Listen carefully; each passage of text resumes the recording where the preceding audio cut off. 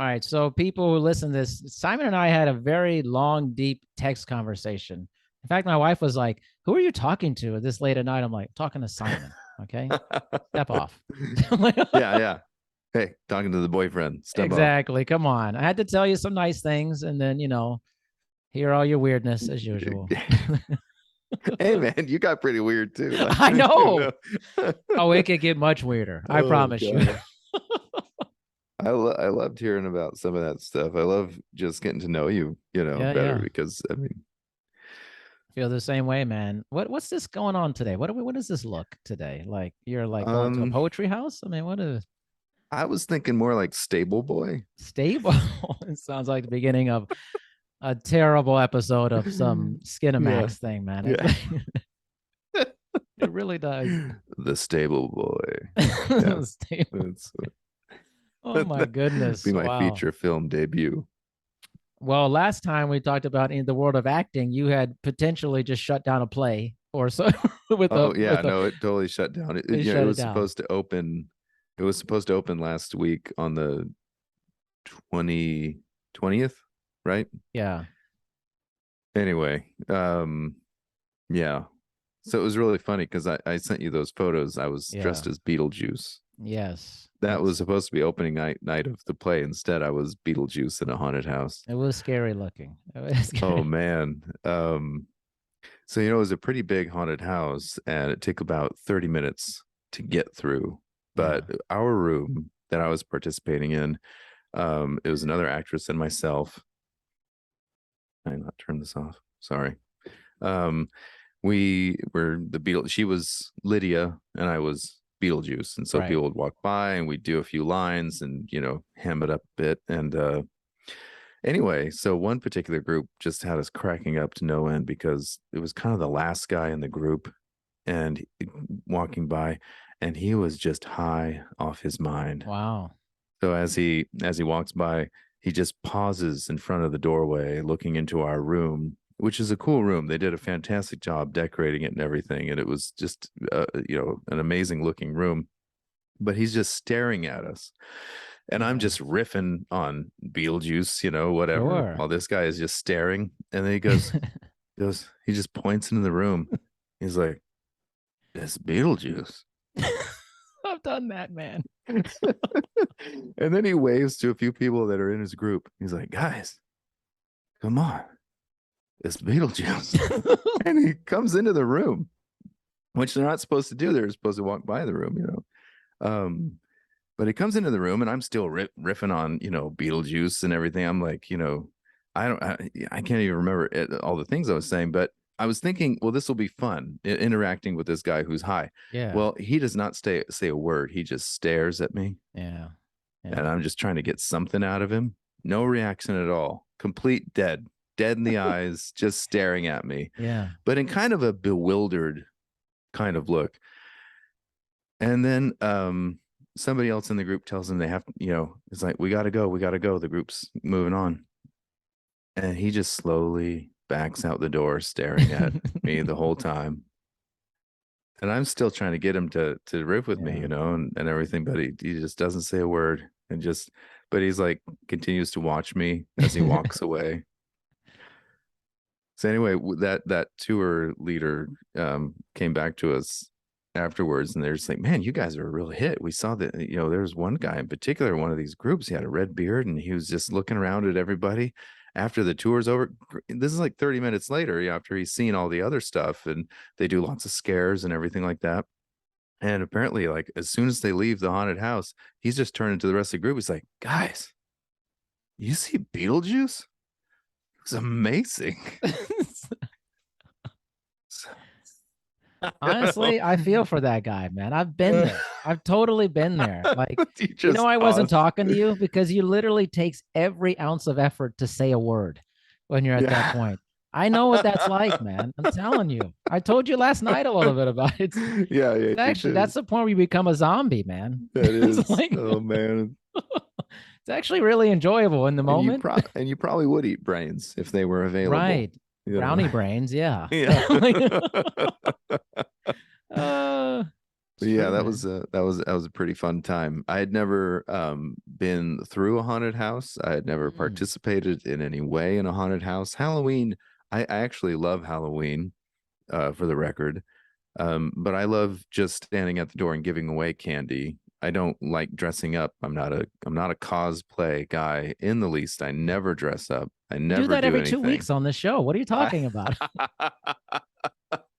You literally dress up every this 2 weeks on this the show. this this year for Halloween, I'm stable boy. Exactly. Sexy stable boy. I told you, like one time you show up as like a white Rastafarian, then you're like a Viking boutique guy, and then you're like, My whole life is theater. clearly. What good do I have for Halloween?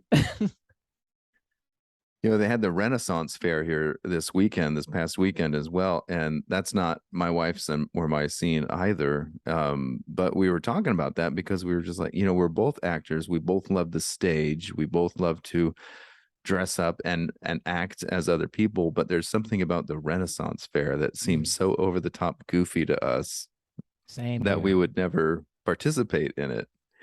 And after about 15 to 20 minutes of just walking around it, we're just kind of like, yeah, we're done. Yeah. You're the same way, man. Strange environment. It is, but I could actually imagine myself dressing up as some weird character and participating in some strange performance art way. Yeah, I could see that. I could see. I'd have to probably pretty high to be at a place like that regularly. Then it would be Yeah. interesting to me. I'd be like, "Whoa, man, crazy!" You know what I'd want to do? I'd want to take Eddie Murphy's character when he's from Trading Places, when he's Yeah, pretending yeah. to be a cripple. Oh no. I would take that character and combine him with some kind of, I don't know, Robin Hoodish kind of thing, and just roll around in my box and It's so bad, Simon. and pretend to be crippled and blind and just say the most outlandish and insulting things to people as they walk by. And what are you going to do to a crippled blind guy? Oh my god. I was gonna say, don't you do that on this show? Like we got to talk about before we get into like Rocky 3. We're gonna talk Yeah, about. Rocky 3. We have to discuss this. Simon, this is a plug. Simon's my Okay. friend. We're gonna plug Simon's podcast. Okay, All right. it's actually. I wanted to tell you this face to face. It's actually really good. It's like And really you good. say that like you're surprised. A little bit. You say actually, because Okay, a lot of podcasts are bad. I'm just telling you, they are, man. This is that's actually very true. really good. It's I like, really appreciate that. yeah, like when I listened to the first one, I was like, wow, this is really good. And I listened to the next one, I was like, wow, this is way better, even better. Like they're getting better. Good. Oh, And good. I like the whole tone you put on, the voice you have. I'm And having fun everything with I it. hate about me is brilliant. It's just brilliant. Literally brilliant, Simon. Kudos to you, man. Well, thank you. About 5 minutes before we started doing our conversation here, I was actually recording the episode that's coming out today, of course, because that's how it rolls. I mean, but I'm trying to have more and more fun with it as we go. So like today, I do like in the last episode. Was it the last episode? I did a short Obi-Wan Kenobi impression, which maybe was not very good. I'm not sure. I didn't actually listen to Obi-Wan Kenobi before doing it, and I probably should have, but I thought it sounded somewhat like him. So anyway, the old Obi-Wan, not new young Obi-Wan Kenobi. But we know how you feel about this. Yeah. But today I was doing my Smeagol, which Smeagol.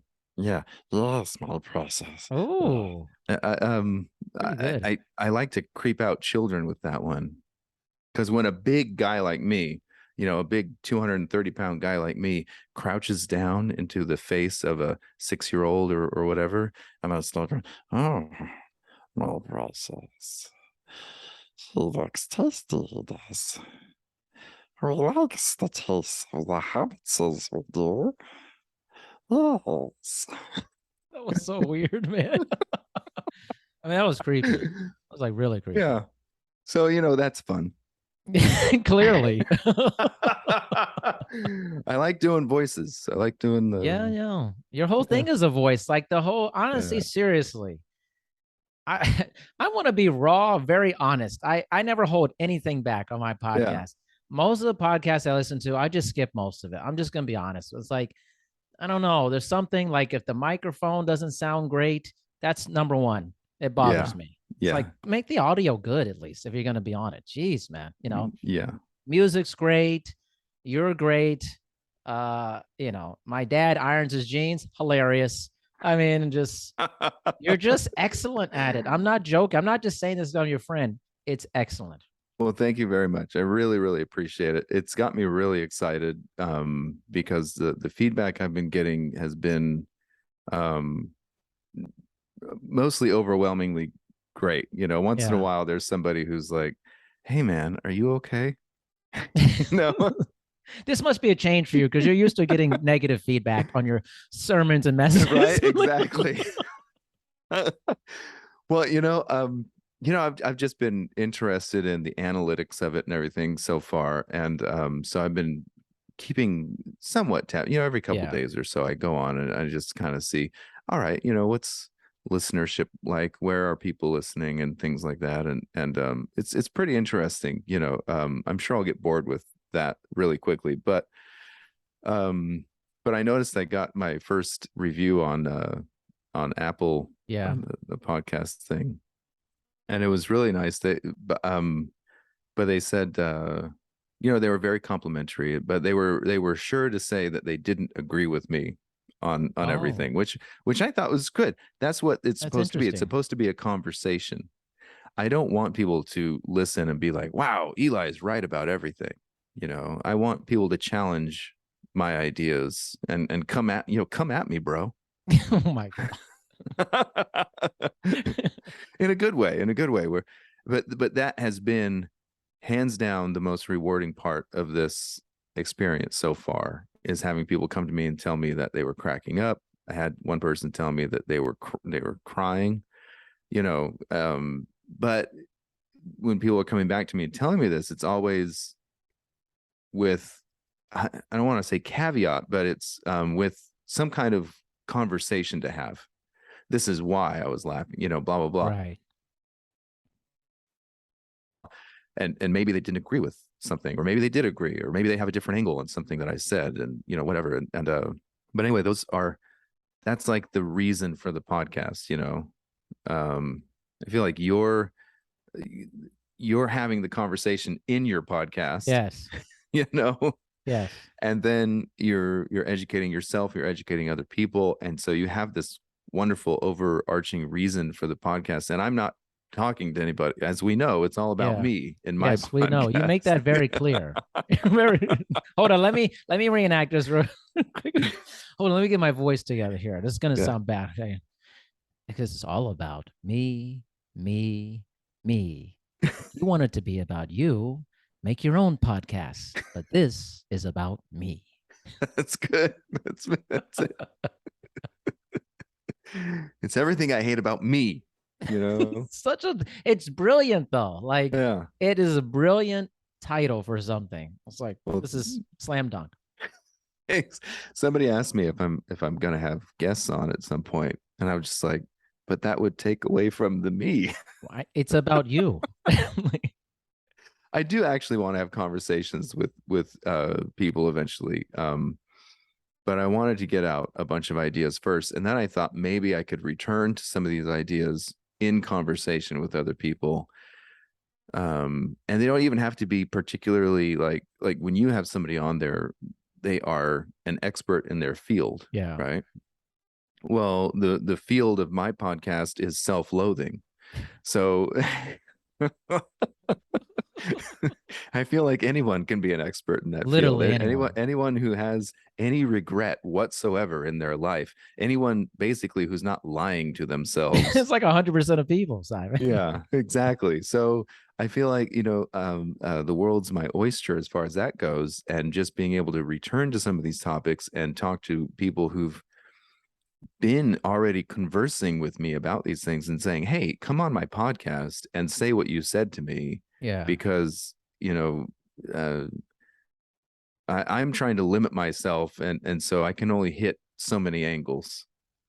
And so Right. I need, eventually I'll need other people to come in and collaborate and give me different angles. Now, I wanted to ask you this. You're kind of this long commentary you have. You write this out, or is it would this Yeah, spoil the it's magic? no. I'm totally open about it. It's totally scripted, you know. Once in a while I go off script, and Yeah.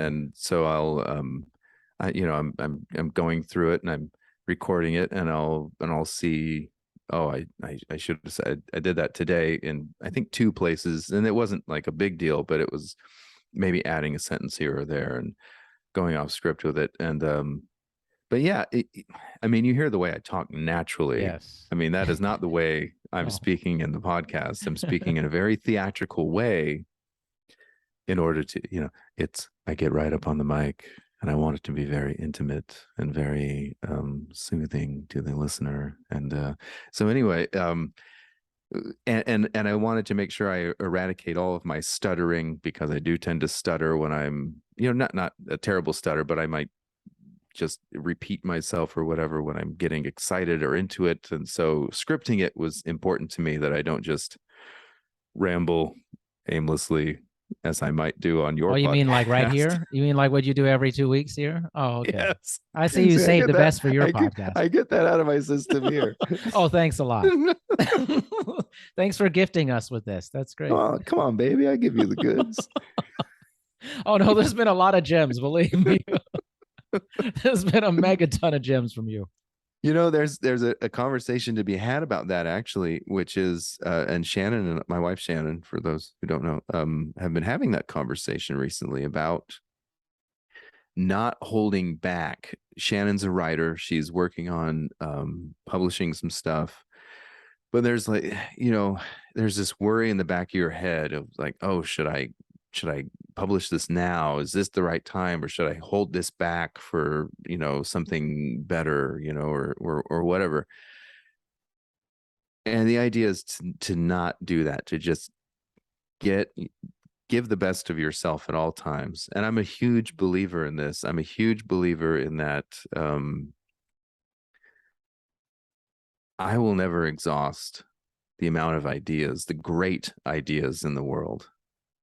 And so, yeah, I might exhaust my great ideas, but that's why I continue to read and study and Yeah. converse with people, because then then it formulates new to me anyway, new great ideas. And so there will just never be an end to these things. So just don't hold back. Put the best of yourself out there every time. Yeah. I The think you're eye of doing the that. the eye of the tiger.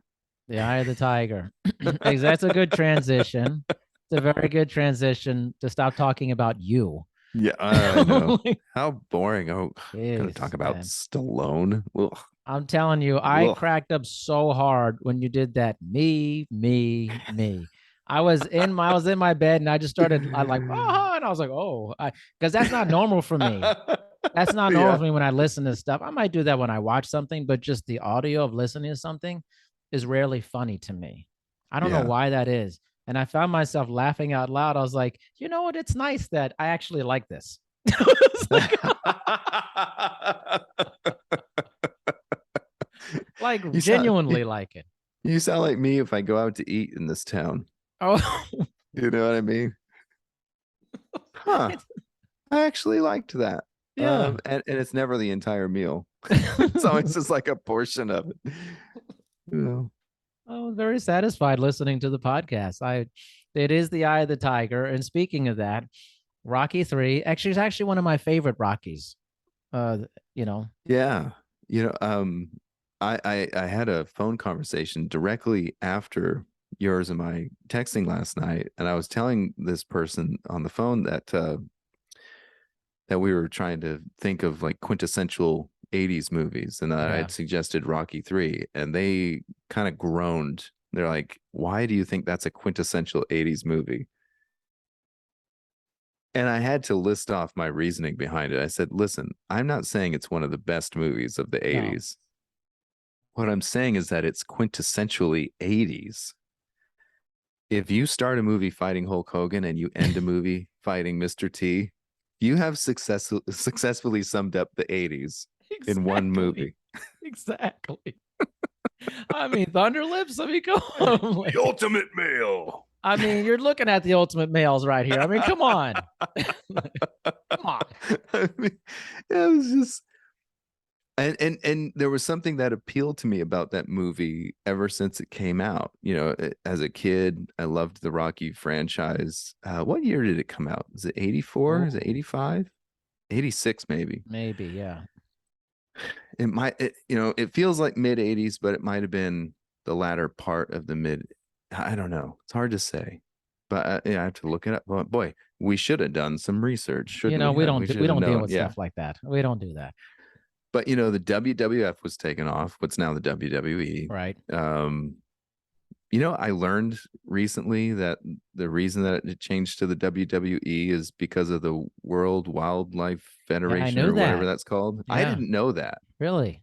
See, I think they made that change, when I was during a time in my life, which has been ever since I turned like 12, that I've been completely oblivious to what's happening in professional wrestling.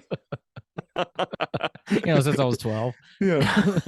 I mean, pre 12 years old, I could list off a lot of those wrestlers, the Sheik, Junkyard Dog, sure. Ultimate Warrior, all these guys. Coco Beware, all this stuff, man. Yeah. And one of the saddest experiences that I've ever had was actually, and this was something like 5 years ago, and I saw the Honky Tonk Man. Yeah.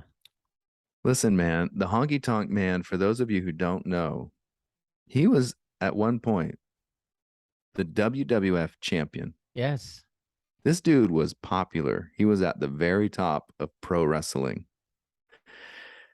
When I saw him, it was in a disgusting old warehouse. Yeah. With some metal folding chairs, some slapped together ring. And he was selling Polaroids, not digital photos, not printed photos, but with an old fashioned Polaroid camera for $5 to take Polaroids with him, with a sound system that literally, and when they play the Honky Tonk Man song, and you can't even recognize what it is, he comes out to his song, and and you can't understand any of it because the sound system's so bad. He came out there and he was a complete professional. He gave 100%. I was so impressed and so sad. It's sad. A lot of those guys end up like that. You know what? I've been watching Dark Side of Wrestling, and really? And it's actually an amazing series because most of these guys end up like either dead or like just out on the street or something. Yeah. It's actually really, I think it's on Vice.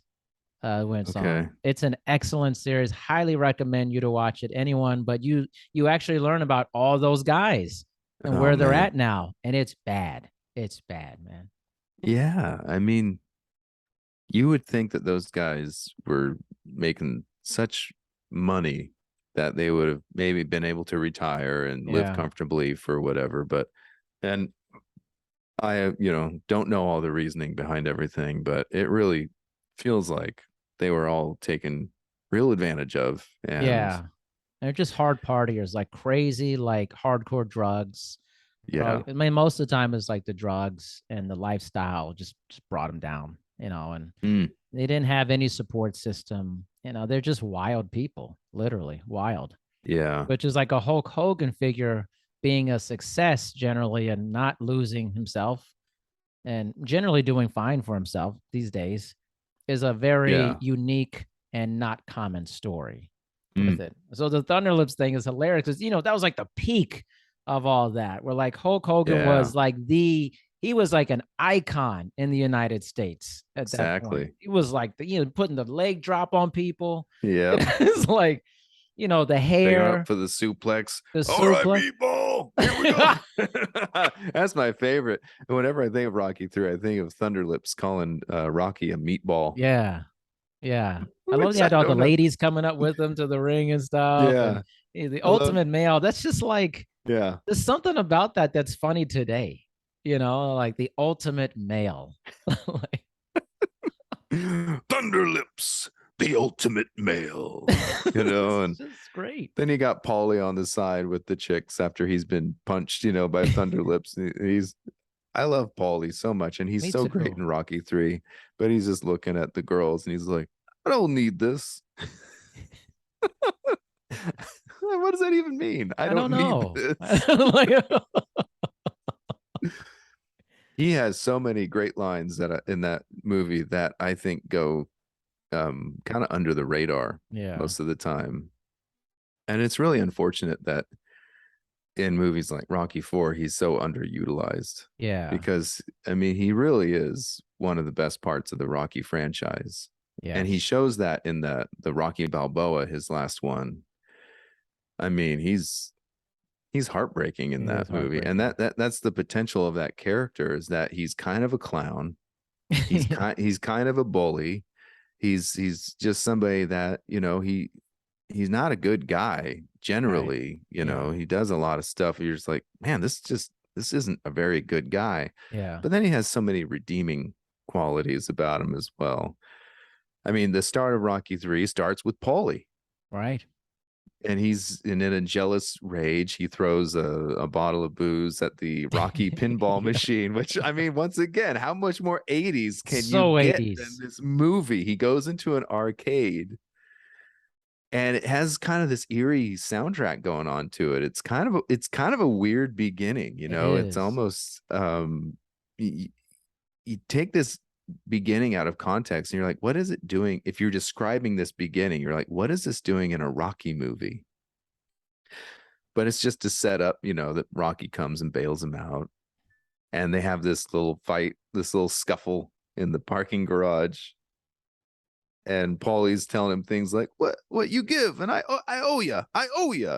Yeah. And Rocky says one of the best lines in all of in the whole Rocky franchise. He says, friends don't know. They do because they want to do. Even the voices, man. You got it, man. I love that. They do because they want to do. That's right. They do because they want to do. Yeah. So Paulie's just such a great character, but probably my favorite line of Paulie from the whole movie is when they go to LA and they go to Apollo Creed's old gym. Yeah. Which is 100% black guys. 100%. And Paulie, he takes Rocky aside. He's like, I can't be here. He's like, why? He's like, you heard, I got a reputation. I don't like these people. Yeah. And Rocky looks around and he says, maybe they don't like you either. Yeah. Paulie's response is gold. He looks at Rocky. He's like, what'd I do to them? It's I mean, fantastic. that's Paulie's character in a nutshell. Right. What a great character. I mean, Agreed. if you're an actor, if I'm an actor, and I'm not going to be the lead, I want to be that character who's just so funny and kind of complex and stupid in some ways, but in other ways, like, Yeah. witty in some Witty, kind of a yeah. weird way. My favorite Paulie scene, I think, is when, like, I think it was in Rocky 4, right before he goes out to fight Drago, and he gets emotional with Rocky. And he's like, Yeah. if I want to be anyone, I want to be like you. Yeah. It's like it had come full circle. He had finally, like, let himself be vulnerable and tell Rocky how he actually made him feel. I Yeah. thought, wow, that I didn't see that coming when I saw that. I was like, oh, wow. And the heartbreak when Rocky takes Paulie in Rocky Balboa, the movie, Yeah. when they're doing the little tour thing, we're going down memory lane together, and Paulie's just had enough of it. Yeah. He's like, I can't do this anymore. He's like, all of your memories are good, but I wasn't good to Adrian. Yeah. So these are bad memories for me. And he just can't do this with Rocky anymore. And I think that's that vulnerability that you're talking about, Yeah. where he's just like, he's such a great character. Yeah. Rocky Yeah. goes to visit him at the butcher joint and he's Yeah. painting. I Yeah. mean, Yeah. so many things about this character are just so wonderful. And I was so glad that they made that Rocky Balboa movie just for Paulie. Yeah. I would have loved a Paulie movie. True. Yeah, it'll be funny. But I like that there's some depth to him because it's kind of like anybody. If I meet someone who's just like always trying to be funny all the time, I'm like, there's something else going on here. Like, Yeah, let me see the other part of you. Like, you don't have to be this jokester with me all the time. Like, yeah. He's it's hiding his pain right. It's like, behind the it's jokes. right. It's like, it's okay to feel like crap, like, or just be Yeah. like, or tell somebody, listen, I really think what you did was amazing, or I care about you. Like, you don't have to put on this show for me. And even though Rocky's personality and Paulie's personality are very, very different, Right. one thing that keeps them, I think, respecting each other is that they're both very honest. Yeah.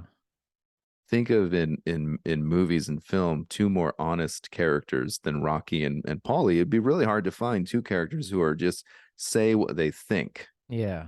They think very differently, but they are both saying what they think, for better or for worse. Right. Right. Yeah. You know? It's true.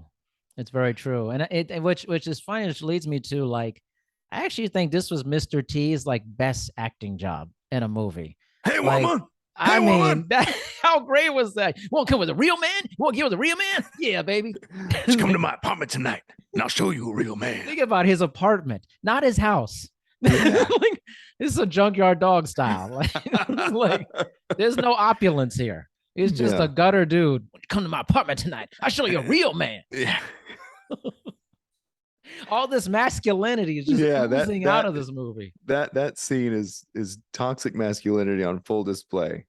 Rocky Completely. can't shrug it off. Right. Even though he knows like this is all talk, but he can't shrug it off. So he's trying to fight. Mr. T right there, or Clubber Lang. Sorry, let's call him his real name. And Clubber Lang is just trying to egg him on, with all this, talk just to get him into the ring with him. Right, And it's, right. but it's pure boxing. It's exactly what you'd, want and expect. It's the high drama that they're always trying to create at like the Yeah. press conferences and the weigh-ins and stuff like that. But yeah. I mean, Mr. T, who, for those of you who don't know, Mr. T really was a tough dude. Yeah. I mean, he was a bodyguard, a bouncer, he was a trained boxer. He knew his stuff. So this is a really, really tough guy. But then you see Mr. T just be himself, and he's the sweetest, most loveliest man you've ever met. I mean, you could ever hope to see. One of the best things that, if anybody hasn't watched it, you should go on and watch Mr. T's induction speech into the Pro Wrestling Hall of Fame. I haven't watched that. I got to check that out. Because during that time, I mean, this is why it's so quintessential 80s. He was wrestling with Hulk Hogan. They were a duo. Yeah. And Mr. T, because of being an A team and in Rocky, I mean, he really helped elevate pro wrestling, and we forget that because we don't think of him as that much. We think of him as, the A team. Yeah. We think of him in these other things, but he really helped elevate pro wrestling and its popularity. So yeah, he got inducted into the Hall of Fame, and he spent the whole time talking about his mom. Oh, that's amazing. Yeah. It just wonderful, wonderful, wonderful man. Wow. And he turns that off in that movie, man. Oh yeah. I mean, my favorite scene, I'm going to do this scene, right? Can I do this scene? Do it. When the reporter asks him, what's your prediction? Prediction? Pain. Yes. I remember being a kid watching that. I was like, this is amazing. Yeah. And find me an actor with a more intense stare than the stare he Right. gave And he when he was said greasy as hell, pain. and sweaty, and it Yeah. was like a whole thing with the mohawk. I was like, this is Yeah. intimidating. I mean, and he was so ripped and Ripped. buff. And when you see his workout little scenes and he's doing the pull-ups with the pegs in the wall Yeah. and stuff, I mean, and he's got the best grunt, I think. You should have never came back. I got a lot of mo, a lot of mo, A lot of more. a lot of mo, That's right. got a lot of mo. So he had his own language in that movie, He really did. right? That's what's missing, I think, from a lot of movies, that movies like the Rocky movies do so well, is they create their own kind of language. Yeah. The Rocky character has his own kind of language, It's like a you slack know. jawed language. Yeah. And Yeah. then, Mr. T, comes and he has his own kind of language, like you said. And even everybody just has their own unique way of saying things. Even Right. even a Thunderlips with his whole meatball shtick. I mean, but you might not think of Rocky 3 as like this great masterclass in script writing, but when you really look at it, you see how the characters are are written so well. Everyone is so unique and specific in Yeah. how they talk, what they say, how they interact with each other. It's really a well written, Right. Mick, think directed. about Mick. He has his own Yeah. kind of grunt and growl and kind Yeah. of thing. It's rock. Yeah. And there are moments in that movie where you have to really crank the volume because they're talking so quiet. Yeah. Yeah. There's moments where, like when they go back to the house and Mick is telling him that he's quit, and Rocky's trying to get him to just train him one more time. Yeah. And and they talk so quiet. You have to really up the volume, or Yeah. you miss most of what they're saying, and I love that in a sports, fight movie, that there are Yeah. moments that are so quiet that you have to really strain to listen to the intimate conversation that they're having.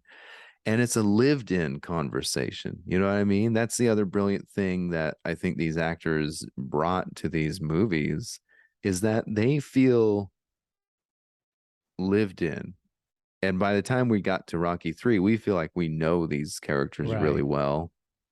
And um we're just kind of immersed into their world. It's almost like a Coen Brothers movie, Yeah. how they Yeah. create their own world and you get immersed into this world.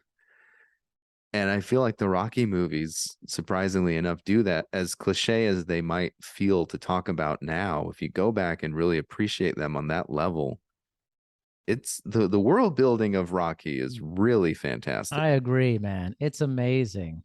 I wonder how, like, if you just watched Rocky 3 today, like, and you never saw it before, how would today's society, what would they think about Rocky 3 Yeah, based off our current understanding of the world right now, you know? that would be really that would be really interesting. I would really, to me, Sylvester Stallone has only gotten worse as he's gotten older in Yeah. in this way,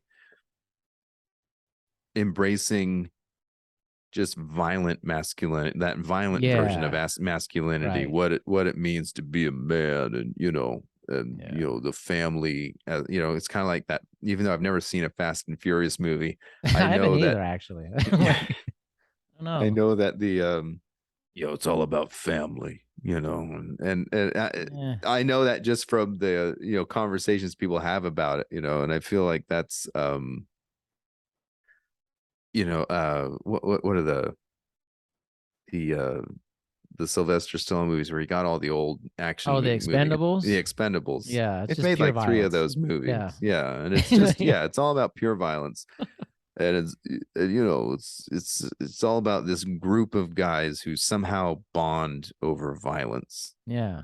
You know, It's like all the old action heroes. They literally yeah, just take every old washed up action hero. They're like, how about Jet Li? Yeah, let's yeah, Wesley Snipes. Yeah, let's get him.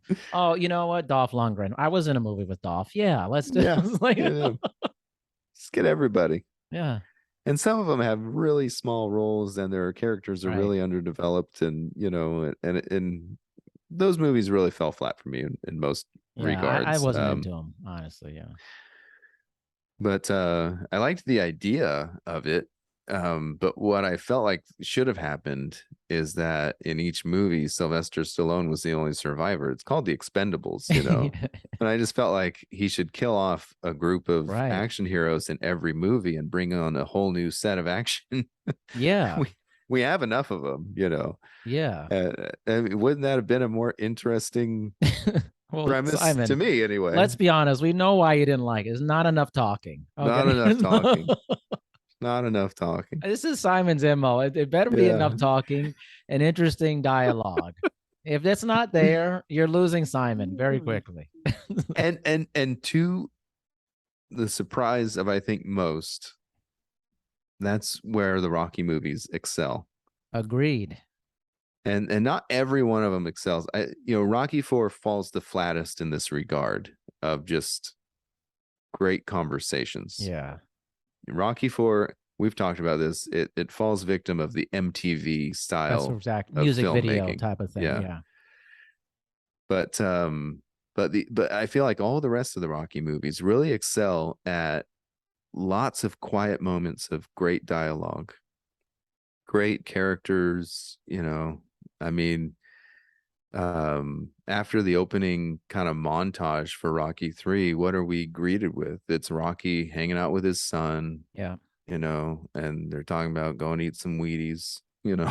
Yeah. And then our next scene is he's um I think it's they're at the breakfast table and Rocky's reading the Three Bears or something like that, Yeah. to his kid, and Paulie's giving snide remarks about, what Of happens to course. Goldilocks. Yeah. She's like arrested for trespassing or something like that. And I mean, it's just great. They're just a family hanging out together. Yeah. And then you get to Rocky 4, and instead of a family hanging out together, you have a family hanging out together with robots. Right. Yeah. Paulie's robot. Come on. He loves that robot. Like a little too much. But it's kind of a jump the shark movie, Rocky Yeah. 4. And then Rocky 5 is just horrible. I agree, man. Terrible. From beginning to end, Rocky 5 Ugh, is just awful, which is really, awful. yeah. I was going to ask you, Um, what do you think of the Creed movies, actually, now that we're talking about this? Because, a new Creed 3 is coming out. yeah. Without Sylvester Stallone, right? Right. Yeah, because he's officially bowed Yes. out of the franchise. Yeah. I enjoyed the first Creed movie. Mm-hmm. I thought their relationship was great. I thought the battle with cancer while training him, all that kind of stuff, Yeah. I thought was really great. And Michael B. Jordan's a great actor. What a great actor to play the son of Apollo Right. It Creed. made sense actually physically too. I was Yeah. like, they I could be mean, related. Like, exactly. Yeah. So I felt like the first one was really great. I really liked it. The second one, you know, like the whole Drago angle with his son. I wanted to.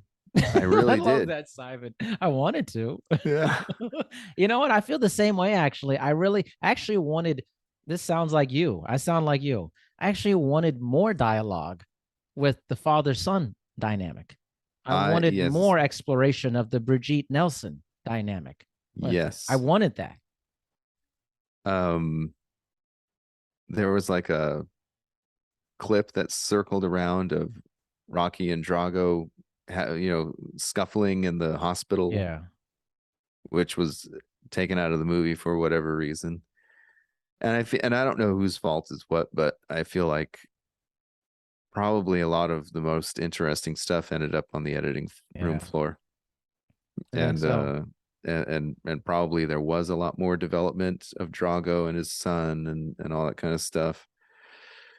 Because I mean, the repercussions of Drago falling from grace and losing everything because of that fight with Rocky is such a great thing to explore. Amazing, amazing. And Rocky and him coming to terms with that, and I mean, that would have been an amazing thing to explore. You could have even taken out all the boxing.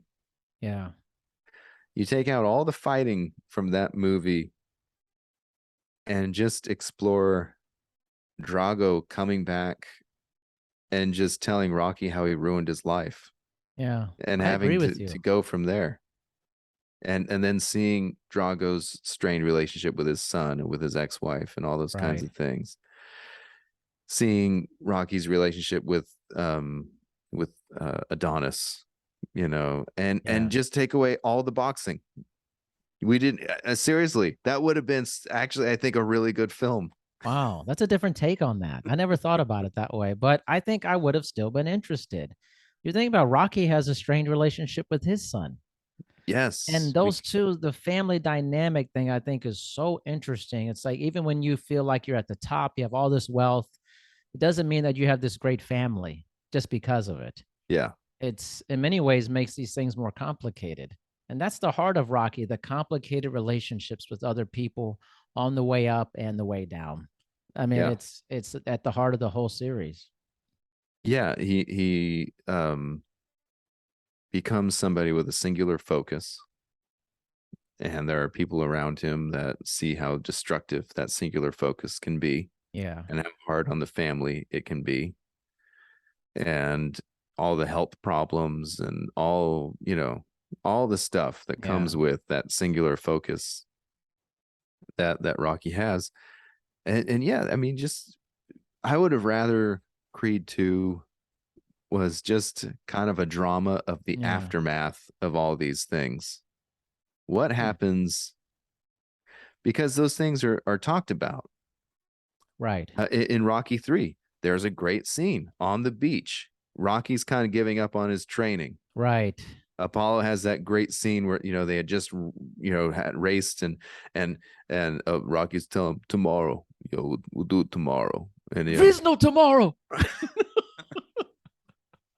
so great. And Adrian comes and she gives him the talk, Yeah. and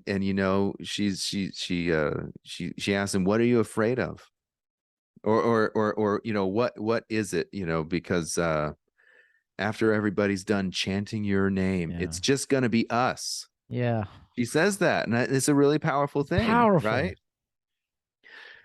The world will forget about Rocky at some point. At least, you won't be, standing in the ring with everybody cheering for Right. you. And then after all that's gone, it's just going to be us. So then what? That's really what Rocky 5 should have been. You're right. Going back to the neighborhood and Yeah. just them. It should it could had the potential of being a great movie, but somebody thought they could make an actor out of Tommy. Oh, Tommy the Tommy Tommy Gunn, gun. man. So bad. So Yeah. bad. Like really bad. Yeah. Egregiously bad. Like, Yeah. And bringing in the Don King type oh, character and everything. I mean, it was man. everything about that movie It's was a just big one mistake. bad idea after another, Yeah, it was a you big know. mistake. But the Adrian character, I loved her character too because they kind of made her this very like meek person, but then like made her strong at the same time. Yeah. And she like had this grip over Rocky. Like she didn't interfere much, but when she did, it meant something. Yes. It meant a lot when she came in and said something. It was very passionate. And Yeah. he respected her. He respected her a lot. And I always like loved that about them. I mean, after their baby is born in Rocky 2, and he's at the hospital with her, and she says, "Hey, I need you to do something for me." He's like, "What?" She says, "Win." She finally gives him her blessing Yeah. to go and win, and who doesn't want that in their life? Yeah. Right. Somebody who has our back no matter what, tells us when we're wrong, Right. makes us confess that when we're scared, even though that goes against all of our, tough guy, masculine Yeah. tropes, and everything. And uh once again, that's why the Rocky franchise works.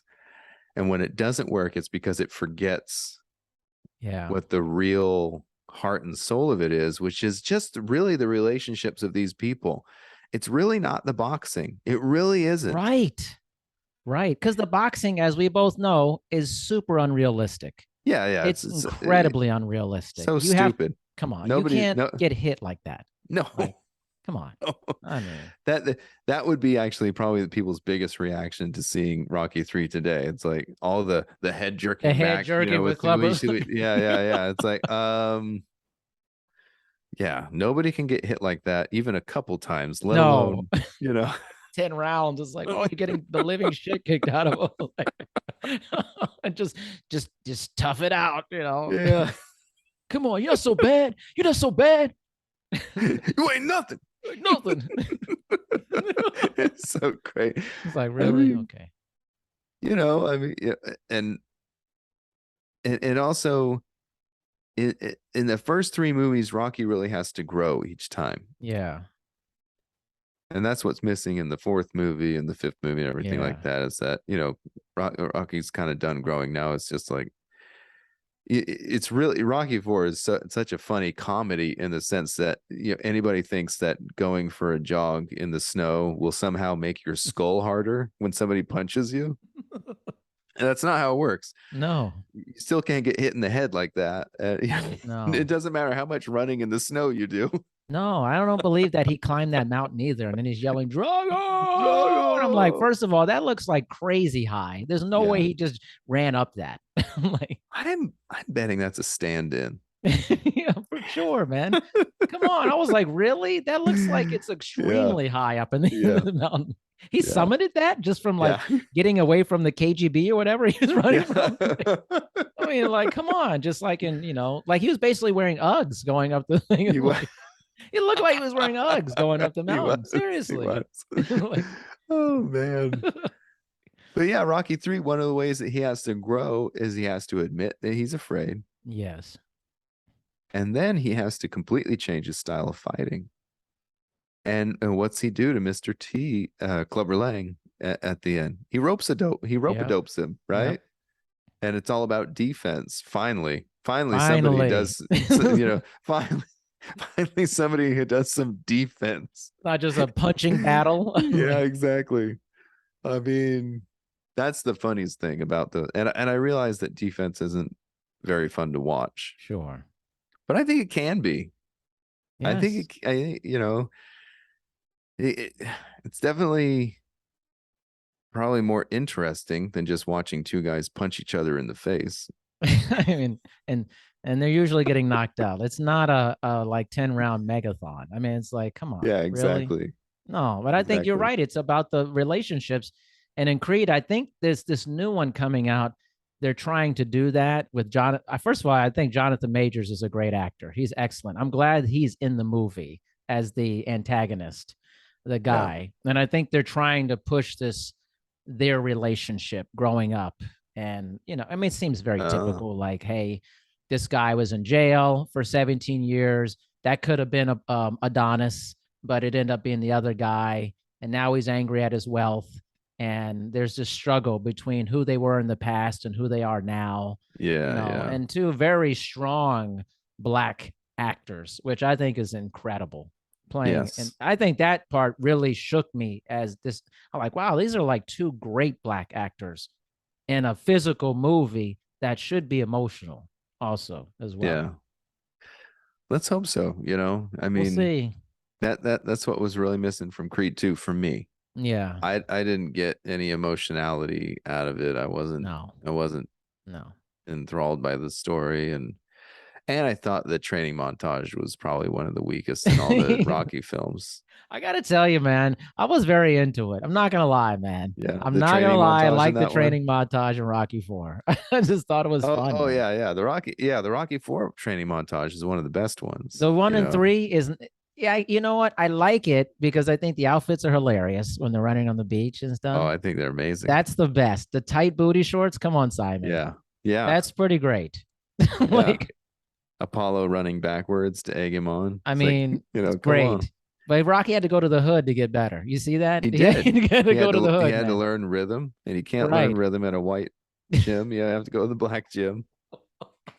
See, what do You people think know? about that today? They Yeah. were like, wait a minute, wait, is this cultural appropriation? I was like, what are you saying about the black gym? I love how they're always color coded. Rocky's always wearing yellow shoes. Apollo's always Right. wearing red shoes. You know, I mean, they're like Yeah.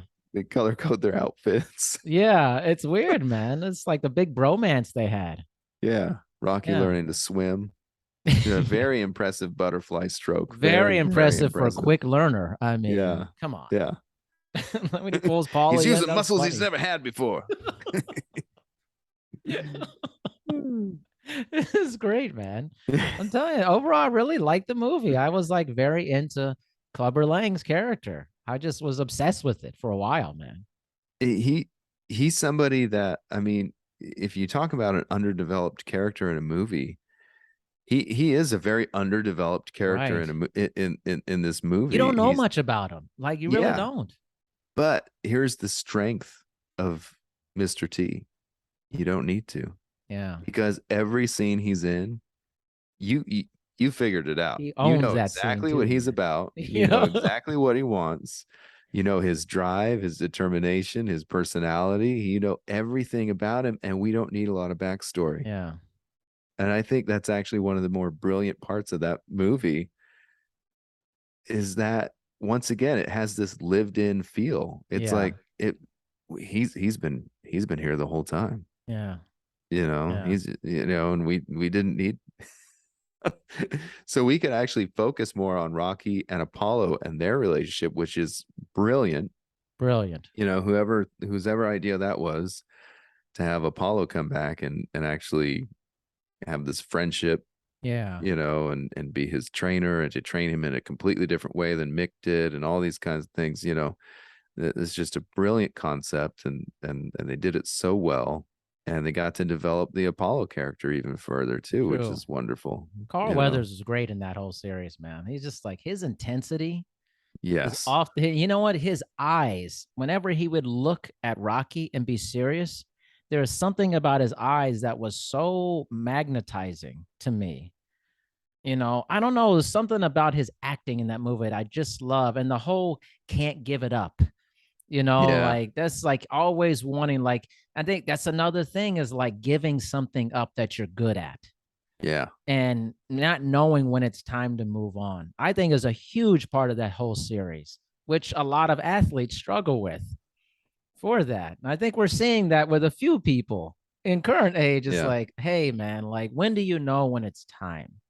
You know, and is this actually you? Is this really your identity, being this thing, yeah. this champion, or this self identity is also a big part of the Rocky series that I just love about it. Plug for my podcast. That's what it's all about. This is Blonde Hair Yeah. Guy. I listen, baby. You're gonna like the next Okay. commercial. It's good. It's All good. right. You know, not to be too overly confident, but I think you're gonna really Okay. adore it. And it references something that we should definitely talk about in the future. Okay. But I'll save it for a surprise. Save it. Yeah, but yeah, yeah. Name a better actor who's portrayed a boxer better than Carl Weathers. Right. I mean, for one thing, he was so doggone fit. Crazy fit, man. So fit. And like you said, I mean, who better to teach Rocky the eye of the tiger than Carl Weathers? Yeah. Because just like you said, the intensity in his eyes all the time. All the time, man. And also, once again, going back to script writing, world building, character building, he calls him Stallion. Yeah, he does. And I just love that, they uh took the time to figure out like each of these characters, Rocky, all these, bum. Yeah, But Apollo's, he's gonna call him Stallion, right. and I just love that. So I mean, all of these little things that are so nuanced, but they inform all the characters, and how lucky they were from the get-go, from the first movie, to have had a real core set of actors that could carry this franchise so well. I mean, Yeah. put anybody else in the cast, you wonder if it would have worked. I don't know. Maybe you know this. I want to know is like, how did Carl Weathers end up getting this job? Like, and I actually don't know. How did Sylvester Stallone and Carl Weathers come together? And it's like, oh yeah, he'd be good for. I mean, if you think about this, is the genesis of the entire franchise is Apollo Creed and Rocky Balboa, the Yeah. two titans. It's literally all about them, and then the stories of their relationship, Adrian and all that. And Apollo, they don't give a lot of background to his wife's relationship, him and his wife's relationship too much. Mm-mm. But it's like, man, Carl Weathers is a giant in this series. He So when is. he gets killed, it's like a huge deal. I just wonder how he came to get like, how did he get this job? Like Yeah. that'll be interesting Yeah, to that me. would be interesting to find out about. Yeah, it'd be interesting,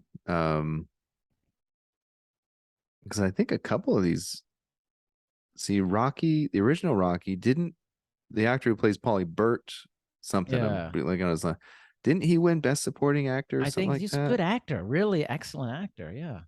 And didn't Rocky win Best Picture, the original? Yeah.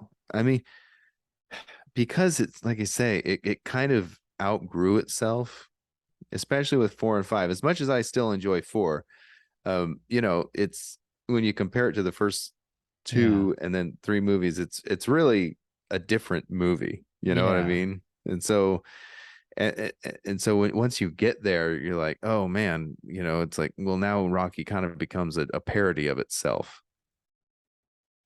And I think, unfortunately, that's what a lot of people think of is the parody of Rocky instead of how good the original few movies Yeah. actually were. And then that Rocky, the one that's just titled Rocky Balboa. I mean, that's legitimately a good It is. movie. It's a great script. It's a good movie. And I appreciate that they tried to make it kind of realistic, like the fight, having Yeah. the other fighter, he breaks his hand in the first round, so he's crippled by that, Yeah. and he doesn't really take it seriously, so he's not in that greatest shape, and things like that.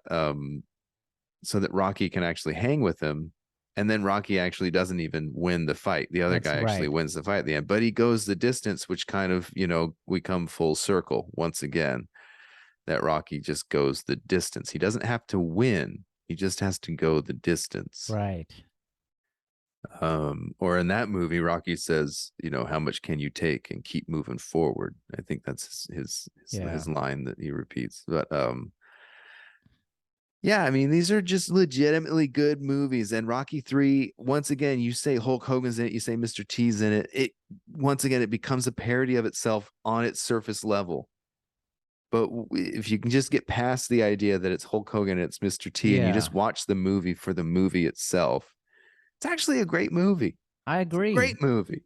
The hard thing I think is if you're like me and you saw some of Hulk Hogan's other movies during that time, which are so bad, Wait a minute. literally. Whoa, whoa, whoa, whoa, whoa.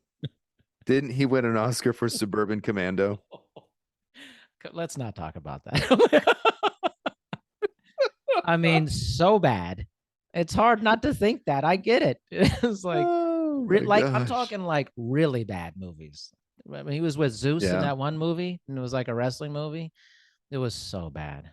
Oh, No Holds No Barred, holds right? barred. So Yeah. bad. So So bad. bad. And then he had the TV show with the boat. What's it called?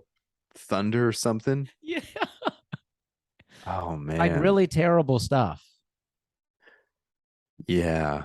So a friend of mine and I used to actually watch that show, just not because we thought it was a good show, obviously, because it was not, but because we thought it was so freaking hilarious. And never when it was trying to be funny. When Yeah. it tries to be funny, all the jokes really fall flat. But Bad, when it's man. trying to be, good, It's so that's when bad. it's really funny. Thunder in Paradise, right? Isn't that Yeah, I the think so. Yeah. one? Thunder in Paradise.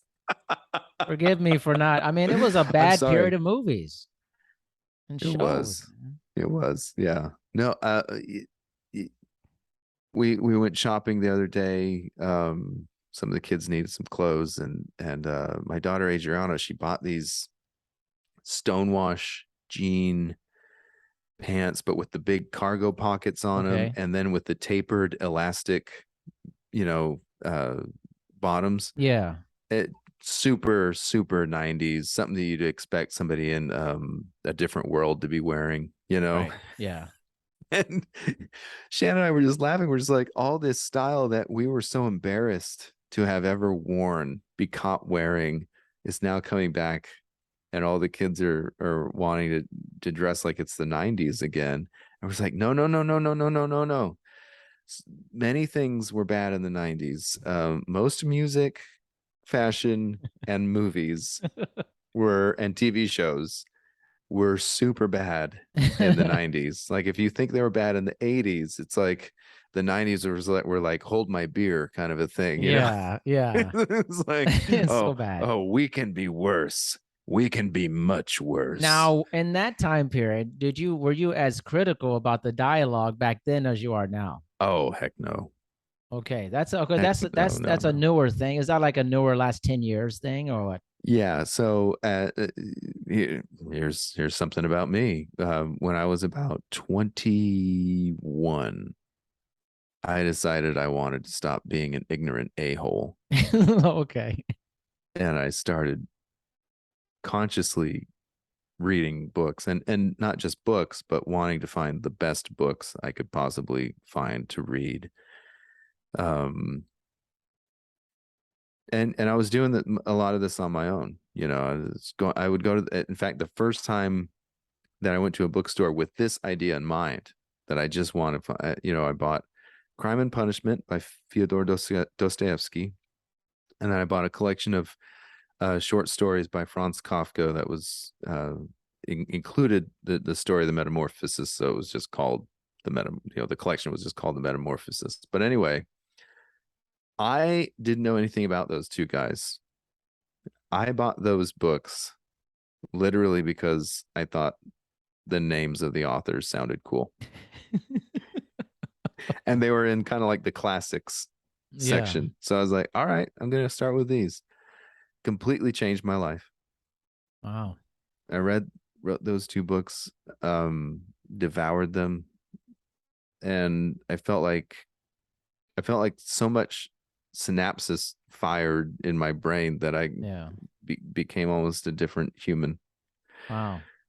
And then I got married. My wife and I went to college, and my wife was going to college, and she was an English major, and I was just working for the last year that she was in school. But I read everything she brought home.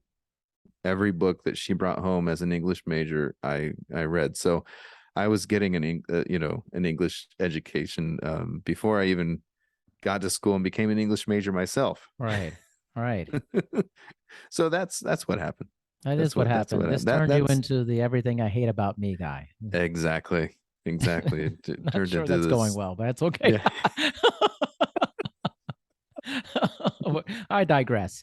It reading great literature made me aware of myself, Yeah, it does that. It definitely does that.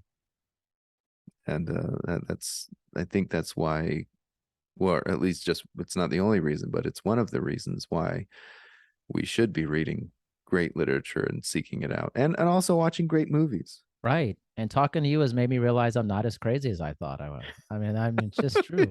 Like, there's crazier people out there. Not one of Like, one. Yeah, there's more of me out there. there's definitely more of you, and it's starting to show up everywhere.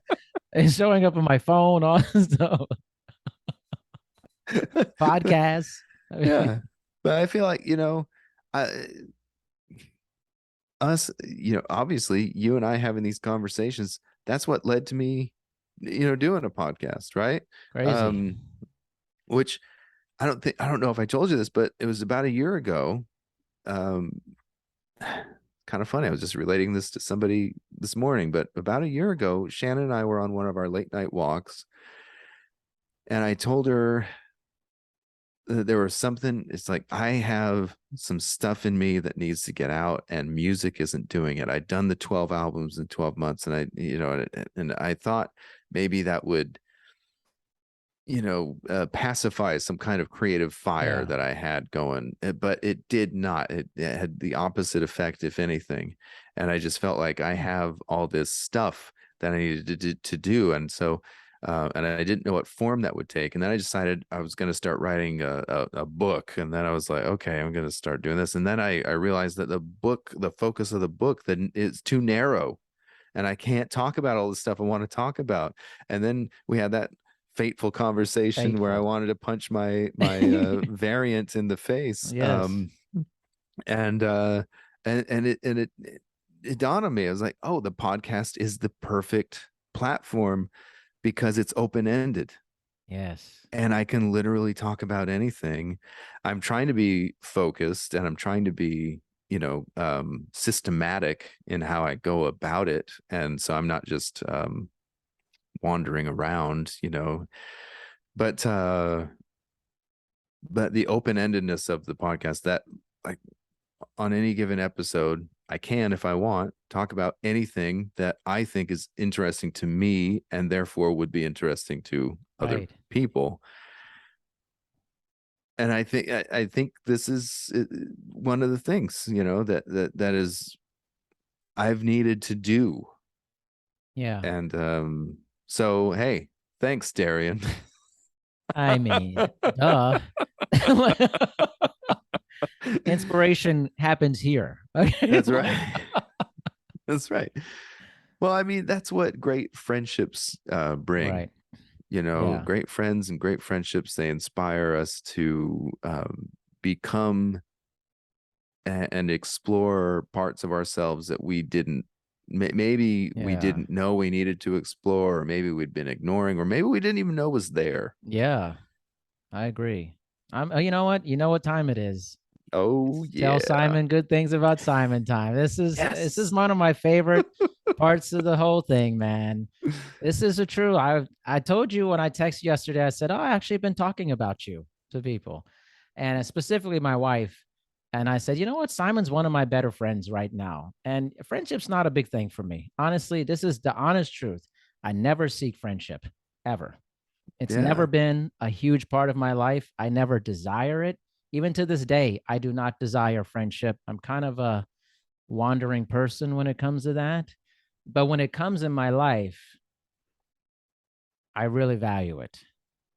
So I don't Yeah. seek it, but when it becomes apparent it's happening through whatever channel, I really value it. So I really value our friendship. And I never thought it would. I never even wasn't even on my radar. I mean, No, right? I mean, I mean, the best things in my life have always been things I never saw coming, ever, yes. ever. Yes. Like I would Yeah. never think, oh, I'm gonna meet this guy named Simon who was living in Portland and then he moved to Alabama. And then like we just did an episode and we're gonna do all these 12 albums, 12. I mean, come on, who thinks about stuff like that? I mean, it's like, come on, No, you can't plan any of that. I can't mean, plan it all. that's the aspect of life that is such a crapshoot, Yeah, that even in seeking it, yeah. the chances of you finding it are probably just as good as not seeking it and still finding it. Exactly. You know Right. what I mean? So, but yeah, I've always felt so lucky in life that things like Yeah. this just seem to happen, you know, Yeah. um, and just like you, never looking for it. I'm never like, oh, I really need to make a good friend, No, I never think about it that way. or like purposefully seeking out somebody to become my Right. friend. Right.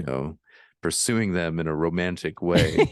Hey, would you be my friend? I want to pursue this bromance, I Yeah. really want to be in it. But then it just happens, uh, and with really unexpected people, like you said, it's like, oh, the guy who interviewed Shannon, then wanted to interview me, and Yeah.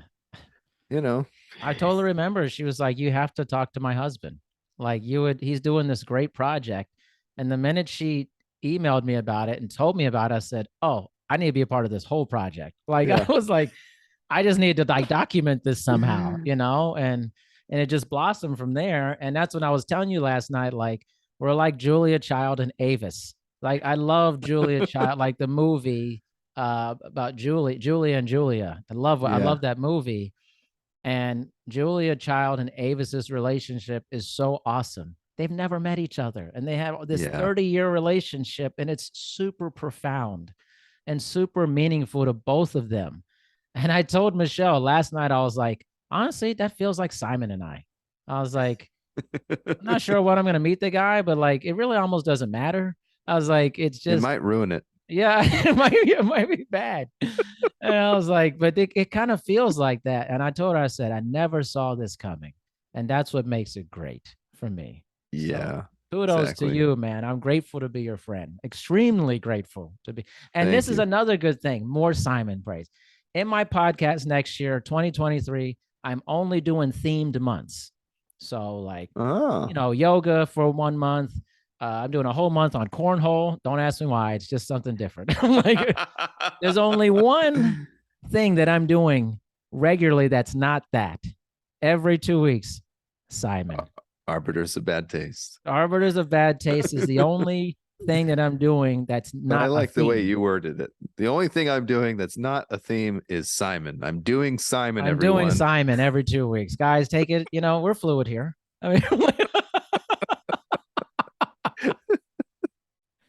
so I think for me, like, I could be like, I'm just Simon. I'm going to do all these other things. I'm doing these months. It's the one thing I want to keep from 2022 and before that in this next year of podcasting that I do. Oh man, I That's love you, that. man. I love it. Thank you Yeah. so much. We are like an old couple. We have just Yeah. scheduled every other Wednesday. Come Every on, other Maud. Let's Wednesday. go. Get to come here and meet you at 10:30. 1:30 Oh, your is time. it is it the second Wednesday already? Is it that time again? Yeah, it Oh is. man. Brilliant. So I really appreciate you, seriously. And everyone check out Simon's podcast. It's amazing. And Thank you.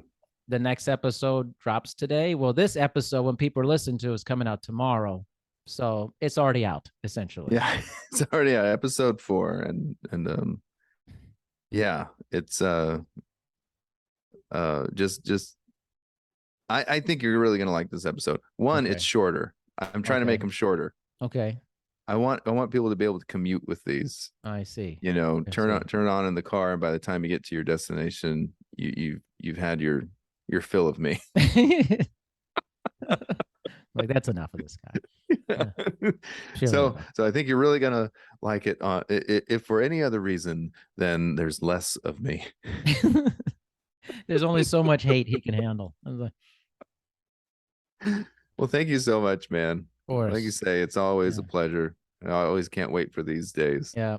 I feel the same way, man. I'm not loose with I'm not tight with compliments. Like if I feel like it should be a thing, I'm going to tell the person effusively about themselves, about how much I care about them. And I think that's a unique thing. But it's something I've always done with people in my life that mean something to me. They need to know how I feel about them. They need to know. It is unique, but it's we need more of it. For sure. Most definitely. So thanks for setting the example. I'm setting the example. It's a regular segment. It's tell Simon how good he is time, right? So you come on here, you get self-esteem too, Simon. Okay. Just remember that. I do. That's why I look forward to it. He was like, just tell me about me. This is all Yeah. about you, right? Isn't it? I thought that's what it was about. Like, all right, Simon, man. I appreciate you, man. All right. Take it easy. Awesome.